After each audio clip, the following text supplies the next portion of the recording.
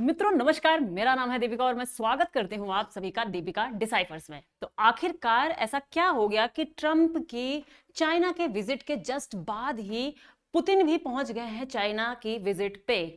अब लोग बोल रहे हैं कि आखिरकार चाइना के दिमाग में चल क्या रहा है कि जैसे ही ट्रंप को होस्ट करता है चाइना, उसके जस्ट बाद ही वो होस्ट कर रहा है एक और ग्लोबल पावर को, जो कि है रशिया।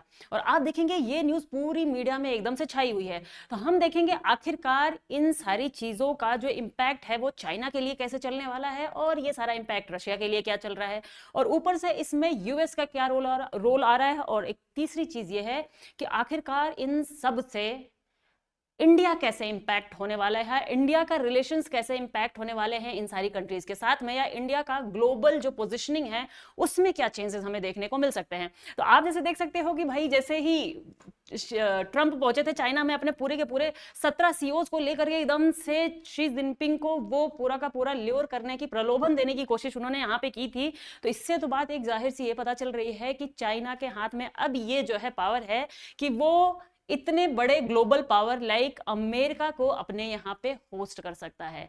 और आप देखोगे कि जब यहाँ पे ट्रंप आए हैं, ट्रंप ने पूरी कोशिश करी, लगभग 16 से 17 ट्रिलियन डॉलर वाली जो उनकी कंपनीज थी उन अमेरिकन की, वो पूरे के पूरे उनके सीईओज को लेकर के चाइना में पहुंचे थे।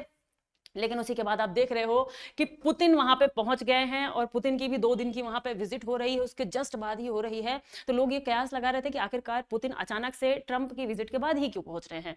तो लेकिन आखिरकार इन सब का मैटर क्या है? मेन बात यह है कि जो रशिया है वो इस टाइम पे चाइना के लिए काफी ज्यादा इंपॉर्टेंट हो चुकी है और चाइना भी रशिया के लिए काफी ज्यादा इंपॉर्टेंट हो चुकी है। अगर हम हिस्ट्री में जाके देखेंगे तो एक टाइम ऐसा था कि चाइना और रशिया काफी ज्यादा इनकी, कह लो आपकी, तनातनी चलती थी। लेकिन अब चाइना और रशिया काफी ज्यादा क्लोज आते हुए नजर आ रहे हैं। बात क्या है कि एक तो आइडियोलॉजी का कॉन्फ्लिक्ट आप कह सकते हो। आइडियोलॉजी कॉन्फ्लिक्ट क्या है कि जो पूरा का पूरा वेस्ट है वो एक कैपिटलिस्टिक मार्केट है, पूरा का पूरा जो वेस्ट है कैपिटलिस्टिक कंट्रीज हैं वो, और दूसरा का दूसरा ये जो दोनों हेड हैं ये है एक कम्युनिस्ट कंट्री के, समाजवादी कंट्री के। मतलब कि इसका अगर मैं सिंपल सा आपको मतलब बताऊं कि जो वेस्ट की कंट्रीज हैं वो लाभ और हानि पे काम करती हैं, लेकिन इनकी जो कंट्रीज हैं ये समाजवादी जो एक थॉट होता है, आइडिया होता है, उस पे काम करती है कि जो भी रिसोर्सेज हैं कंट्री में वो अंडर गवर्नमेंट के कंट्रोल में रहेंगे। गवर्नमेंट जैसे चाहेगी उन रिसोर्सेज का बंटवारा लोगों में बराबर के हिसाब से करेगी। एक तो एक बात हो गई आइडियोलॉजी वाली। अब दूसरी बात यहाँ पे क्या है कि अभी के हाल के दिनों में आप देखोगे जैसे ही यूक्रेन का वॉर हुआ था, भाई जैसे यूक्रेन का वॉर हुआ, क्या आपको ये भी मालूम है कि जो पुतिन है ये वॉर क्रिमिनल, मतलब जो आईसीसी कोर्ट है, इंटरनेशनल क्रिमिनल कोर्ट है, उसमें इनके खिलाफ में वारंट भी निकला हुआ है, किस लिए? यूक्रेन में वॉर करवाने के लिए। तो ये एक तरीके से वारंटेड है कि इनको जो है पकड़ा जाना चाहिए आईसीसी की तरफ से, ऐसा ऐसी बात है। लेकिन बात यहाँ पे ये है कि जैसे यूक्रेन का वॉर चला तो उस टाइम पे जो रशिया है इनका साथ लगभग सारी वेस्ट कंट्रीज ने छोड़ दिया। और आप देखोगे कि किस तरीके से ट्रंप काफी ज्यादा प्रेशराइज कर रहे थे। ट्रंप चच्चा को देखोगे कहीं इंडिया को प्रेशराइज कर रहे थे, चाइना पे भी भयानक प्रेशर बनाने की कोशिश करी थी ट्रंप ने, लेकिन चाइना का प्रेशर बिल्कुल चल नहीं पाया ट्रंप का। तो ट्रंप ने जब प्रेशराइज करने की इतनी कोशिश करी, उसके बाद में जो पुतिन भाई साहब है इनको पूरे पूरे वेस्ट से हटना पड़ गया। वहां से जो इनके ट्रेड वगैरह होते थे, जो इनकी गैस की सप्लाई होती थी, ऑयल की सप्लाई होती थी पूरे के पूरे यूरोप में, वो काफी ज्यादा बाधित हो जाती है और फिर इनको इंक्लाइन होना पड़ता है और ज्यादा चाइना की तरफ। अब चाइना का पक्ष यहाँ पे ये आ जाता है कि जैसे ही अभी आप देखोगे ये ईरान का वॉर स्टार्ट हो जाता है, स्ट्रेट ऑफ हॉर्मुज बंद हो जाता है, जहां से मैक्सिमम जो है ऑयल की सप्लाई होती है, वो सारी चीजें बंद होती हैं। तो चाइना के लिए भी ये एक क्रिटिकल सिचुएशन आ जाती है कि इनको भी अब थोड़ा सा ज्यादा इंक्लाइन करना पड़ रहा है किसके ऊपर में? पुतिन भाई साहब के ऊपर में, क्योंकि इनके पास में अच्छा खासा ऑयल रिजर्व है और इस टाइम पे वो ऑयल प्रोवाइड करवा रहे हैं। तो आज के टाइम पे देखोगे चाइना लगभग 20 से 30% अपने टोटल यूज का चाइना इस्तेमाल कर रहा है। कहां से मंगवा करके अपनी गैस और ऑयल का? वो है रशिया से।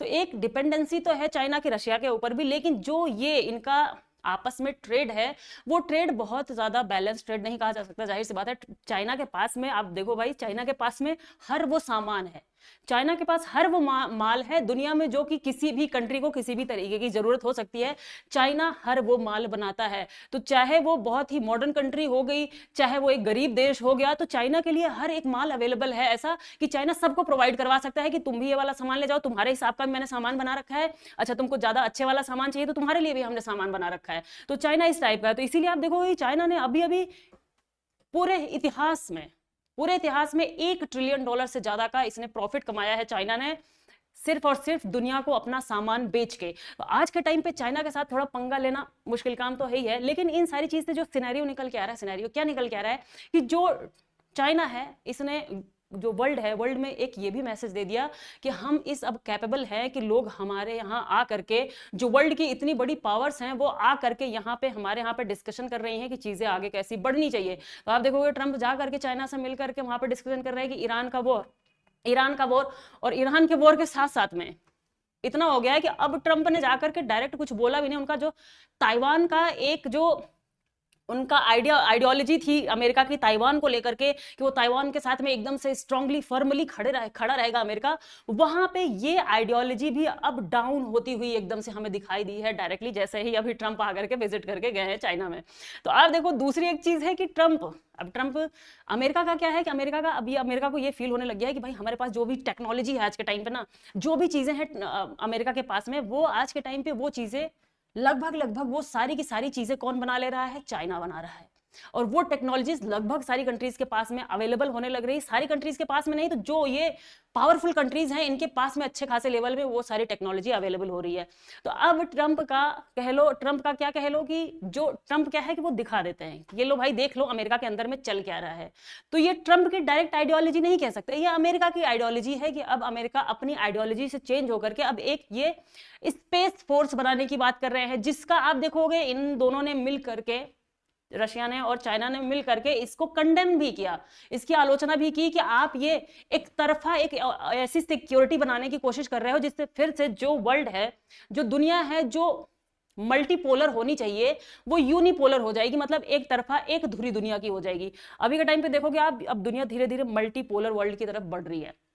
मल्टीपोलर मतलब कि कई धुरी वाले देश, ऐसा नहीं है कि सारी पावर एक कंट्री के पास में है और पूरी दुनिया की इकोनॉमी से लेकर हर चीज को वो रन करने की कोशिश कर रहा है। तो आज के टाइम पे चीजें चेंज होती, बहुत ही स्पीड में चेंज होती है। ये मतलब आप कह लो 21वीं जो सदी है, 21वीं सदी का ये जो पहला दूसरा तीसरा दशक है, ये काफी ज्यादा जियोपॉलिटिक्स में चेंजेस लाने वाला दशक है, जिसमें आप देख रहे हो अमेरिका की पावर डिक्लाइन होती नजर आ रही है, जिसमें चाइना ने बोल भी दिया अमेरिका को कि अमेरिका एक डिक्लाइनिंग नेशन है, जिसको कि ट्रंप चिच्चा ने मान भी लिया कि हाँ भाई हम एक डिक्लाइनिंग नेशन है, लेकिन हम मतलब ट्रंप के अभी प्रेसिडेंसी में अमेरिका डिक्लाइनिंग नेशन नहीं है। अभी तो अमेरिका बहुत ही पावरफुल कंट्री है। वो जो है डिक्लाइनिंग नेशन कब था?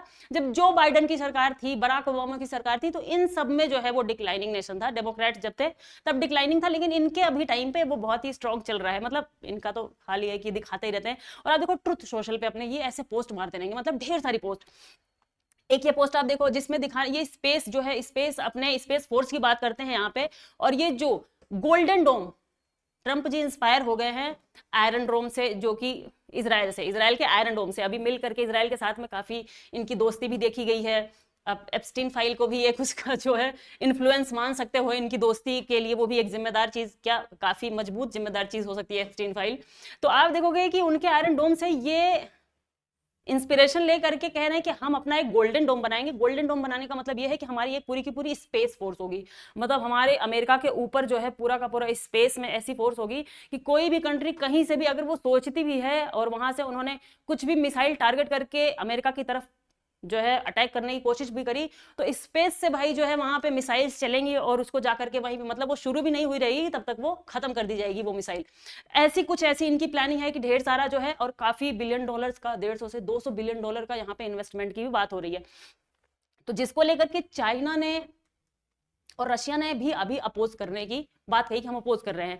तो एक तो चीज ये हो गई यार कि जो है चाइना और जो पुतिन की अभी मीटिंग हुई है, इसमें पूरा वर्ल्ड मीडिया भी इस चीज को काफी ज्यादा कवर कर रहा है कि आखिरकार जो ये मीटिंग हुई है, चाइना इससे वर्ल्ड को मैसेज क्या दे रहा है। तो मैसेज चाइना का क्लियर है एक तरीके से कि हम देख लो अब हम एक उभरते हुए सुपर पावर की तरफ बढ़ रहे हैं, जिसको कि ट्रंप चच्चा भी मानने की कोशिश कर रहे हैं कि हाँ, ट्रंप जी बोलते हैं कि अब दुनिया में G2 की बात क्या है कि जो ग्लोबल पावर्स हैं वो 2 ग्लोबल पावर्स है। तो अमेरिका को ये लग रहा है कि भाई अब हम खुद ही मान लेते हैं कि चाइना भी एक ग्लोबल पावर है, नहीं तो ये अपने आप से ही उठ करके सामने आ जाएगा, तो हमारे पास मानने के अलावा कोई चारा नहीं बचेगा। तो पहले से ही हम इसको कह देते हैं कि चलो हमने तुमको ना एक जो है ये कह लो कि आप टाइटल दे दिया, हमने आपको टाइटल दे दिया कि आप भी जो है एक वर्ल्ड पावर हो यहाँ पे। तो ये चीजें ये दिखाने की कोशिश तो बहुत कर रहे हैं। और दूसरी चीज ये है कि जो रशिया है, रशिया की भी काफी अच्छी खासी डिपेंडेंसी है चाइना के ऊपर में। चाइना का माल तो आप जानते ही हो, भले एक टाइम था हम कहते थे कि चाइनीज माल बोल करके लोग जो है मजाक उड़ाया करते थे कि जो है किसी रिश्ते को भी चाइनीज माल बोल देते थे, जिनका रिश्ता आपस में नहीं टिकता था तो उसको भी चाइनीज माल बोल देते थे कि इसकी जो है गारंटी नहीं हो सकती है। लेकिन आज के टाइम पे वही चाइना है, ऐसी चीजें, ऐसी टेक्नोलॉजी से जो है लेस चीज बना रहा है कि जिसको लेकर के पूरी दुनिया चाइना की तरफ देख रही है। आप देखोगे जो टेस्ला है, इलॉन मस्क भाई साहब वाली जो टेस्ला है, वो उसका भी 50 to 60% जो असेंबलिंग होती है सारी की सारी, वो कहाँ हो रही है? चाइना के अंदर में हो रही है। तो जो रशिया और चाइना का रिलेशन है, ये एक तरीके से म्यूचुअल रिलेशन तो है ही है कि रशिया को काफी कुछ सामान चाहिए होता है, ऊपर से चाइना रशिया से ऑयल ढेर सारा खरीद रहा है, लगभग 300 से 400 बिलियन डॉलर का, 376 या 400 के आसपास बिलियन डॉलर का। जब से यूक्रेन वॉर हुआ है तब से चाइना ने रशिया से ऑयल खरीद लिया है इतने का। तो रशिया को एक तरीके से जो उसकी पैसे की सप्लाई है वो कंटिन्यूअसली करने की कोशिश कर रहा है चाइना इधर से। आप देखोगे ईरान इधर है, ईरान से भी ऑयल खरीदता रहता है चाइना। इतना सब कुछ होने के बाद भी ईरान ने ऐसी जो है शिप बना दी कि चलो हम चाइना को तो ऑयल सप्लाई करेंगे। मतलब चाइना का भी क्लियर है कि किसी भी तरीके से इधर या इधर सब में फंसा दो अमेरिका को, और अमेरिका जैसे ही और ज्यादा फंसेगा धीरे धीरे और ज्यादा डिक्लाइनिंग होगा। तो डिक्लाइनिंग नेशन तो वैसे ही चाइना ने बोल दिया, क्योंकि चाइना को मालूम है कि चाइना बहुत ही साइलेंट गेम खेल रहा है भाई, बहुत ही साइलेंट गेम। आप देखोगे नहीं कि चाइना का बहुत ही ऐसे कोई उनकी मीडिया या कुछ भी ऐसे उनके स्पीच दे रहे हैं शी जिनपिंग कि हम ऐसा कर देंगे वैसा कर देंगे, नहीं, कुछ नहीं।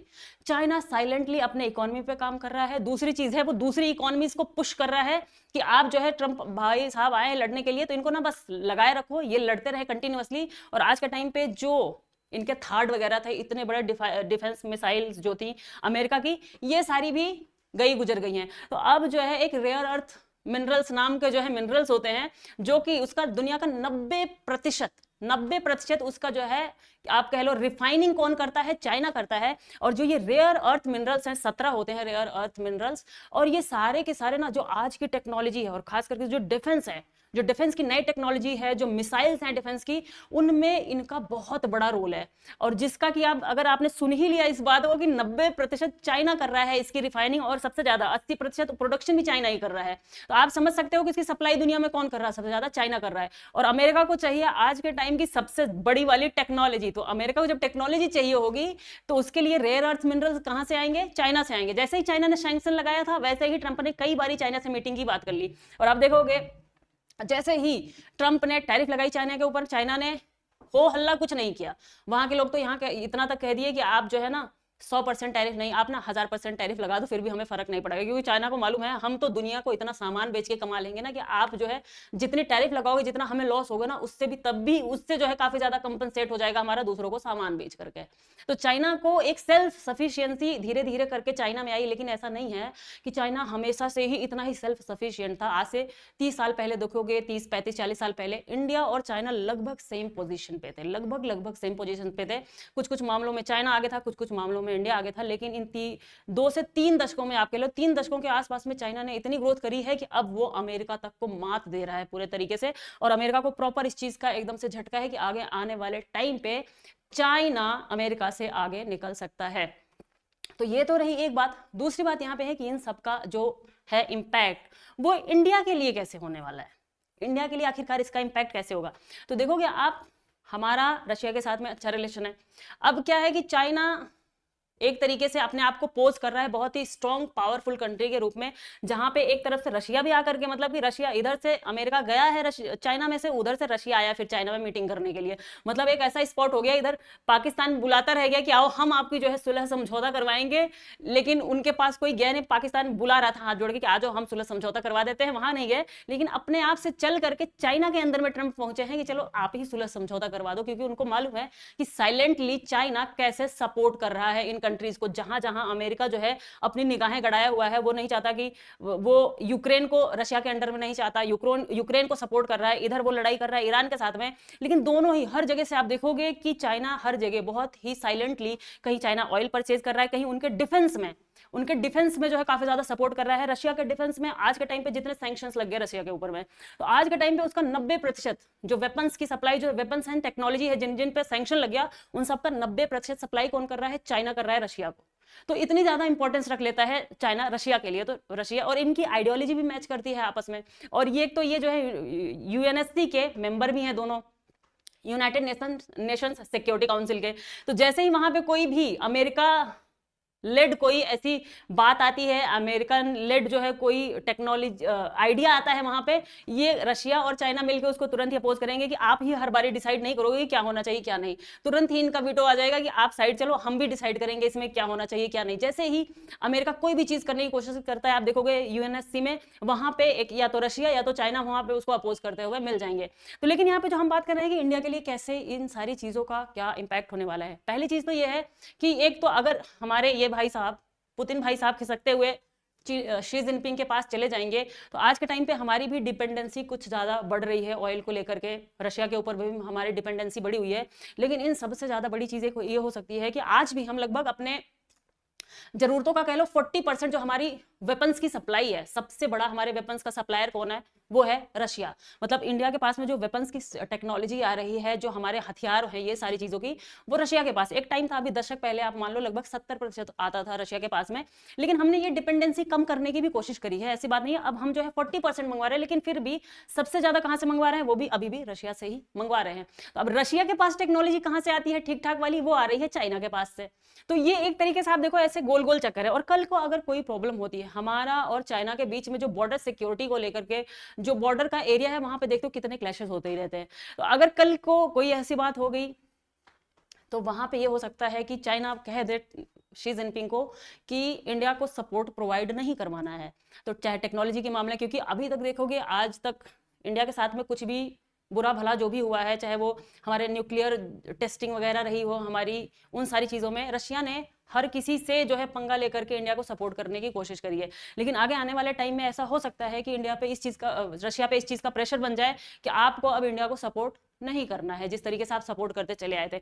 दूसरी चीज़ ये भी हो सकता है, एक तो इन सारी चीज़ों से फिर ये भी होगा कि जो इंडिया चाहता है कि जो हमारा जो पूरा एशिया वाला ये रीजन है, साउथ एशिया का पूरा जो रीजन है, जिसमें इंडिया भी एक पावरफुल कंट्री के रूप में अपना होल्ड स्थापित करे, तो उसके होल्ड में क्योंकि और कंट्रीज फिर उतना ज्यादा सही तरीके से इंडिया को नहीं लेंगी कि हाँ भाई इंडिया जैसे, अगर इंडिया चाहता है कि हमें इस एरिया में जो है अपनी होल्ड बनानी है, तो उसमें जो है उसकी मजबूती में कमी आ सकती है। तीसरी चीज ये भी हो सकती है यार कि जैसे कल को हमारी जो पॉलिसी है, इंडिया की पॉलिसी है, हमने बहुत ही वो पंचशील वाले सिद्धांत अपनाए थे बहुत टाइम से कि हम किसी खेमे में नहीं जाएंगे। हम जो है जब कोल्ड वॉर का एरा था तब भी हमने सोचा था कि हम जो है ना तो इनकी तरफ जाएंगे, ना तो रशिया वाले खेमे में जाएंगे, ना तो अमेरिका वाले खेमे में जाएंगे, एक टाइम वो था। लेकिन आज के टाइम पे ऐसा हो सकता है कि आप देखोगे हमारी जो तनातनी है अमेरिका से भी चल रही है, और चाइना के साथ में जब अमेरिका से तनातनी चली तो हम जाकर के थोड़ा सा चाइना की तरफ हमने जो हमारा झुकाव दिखा, इधर रशिया की तरफ हमारा झुकाव दिखा। लेकिन अब जैसे ही ये सारी चीजें होंगी, अगर रशिया का झुकाव चाइना की तरफ ज्यादा हो गया, तो अब इंडिया के पास भी ये ऑप्शंस कम हो जाएंगे कल को, कि इंडिया को भी प्रेशराइज किया जा सकता है कि अब आप जो है ऐसा नहीं कर सकते, आप किसी ग्रुप में नहीं शामिल हो गए, अब आपको भी ग्रुप चुनना पड़ जाएगा, मतलब आपको भी दिखाना पड़ेगा। लेकिन इंडिया की पॉलिसी क्या है कि इंडिया अपनी जरूरतों के हिसाब से हर कंट्री से इंडिया का रिलेशन रहता है। तो इन सारी चीजों को लेकर के भी ये हो सकता है कि हमें कल को थोड़ा सा अपने जो डिसीजंस हैं उनमें चेंजेस भी लाने पड़ जाएं। तो देखते हैं इन सारी चीजों में आखिर और क्या मैटर निकल के आ सकता है। आप इन सारी चीजों का क्या एंगल सोचते हो कि आखिरकार ये जो मीटिंग हुई है इसका इंडिया के लिए क्या इंपॉर्टेंस हो सकता है? कमेंट सेक्शन में कमेंट करके जरूर बताइएगा। तब तक के लिए खाते पीते मस्त रहिए। धन्यवाद।